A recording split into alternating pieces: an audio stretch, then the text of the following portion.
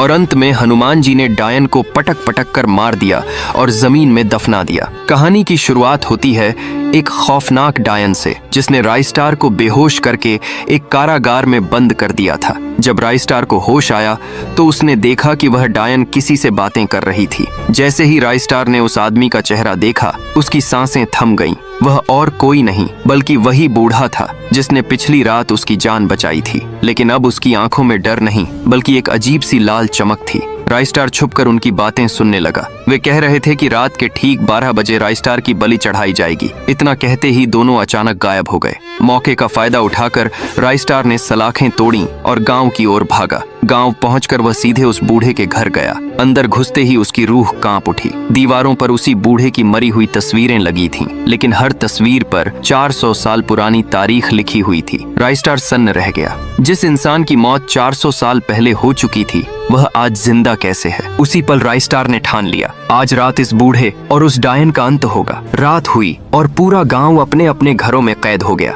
चारों तरफ सन्नाटा पसरा था। रायस्टार अंधेरे में एक कोने में छिपा हुआ था। तभी वही खौफनाक आवाजें गूंजने लगीं। ठंडी हवा के साथ भयानक चीखें सुनाई देने लगीं। रायस्टार ने हिम्मत जुटाई और बाहर निकलकर जोर जोर से हनुमान चालीसा का जाप करने लगा। मंत्रों की गूंज सुनते ही डायन और वह बूढ़ा अचानक उसके सामने प्रकट हो गए। उनकी आंखें लाल जल रही थीं और चेहरों से खून टपक रहा था। दोनों दहाड़ते हुए बोले, बंद कर। लेकिन रायस्टार और भी जोर से पाठ करने लगा। हनुमान चालीसा की हर गूंज के साथ उनकी देह से धुआं निकलने लगा। तभी डायन ने रायस्टार पर हमला किया और उसे मारकर बेहोश कर दिया। जैसे ही रायस्टार बेहोश हुआ, उसी पल धरती जोर से कांपने लगी। अचानक हनुमान जी धरती को फाड़ते हुए डायन के सामने प्रकट हुए। उनकी आंखों में प्रचंड क्रोध था। हनुमान जी गरजे, तूने मेरे भक्त पर हाथ उठाया है, अब तू नहीं बचेगी। हनुमान जी और डायन के बीच भीषण युद्ध हुआ। पूरा इलाका गूंज उठा। आखिरकार हनुमान जी ने डायन को पटक पटक कर मार डाला और उसे जमीन में दफना दिया। उस बूढ़े की आत्मा भी उसी क्षण नष्ट हो गई। गांव पर से सदियों पुराना श्राप हमेशा के लिए खत्म हो गया। जो भी हनुमान जी के सच्चे भक्त हैं, कमेंट में श्री राम जरूर लिखें।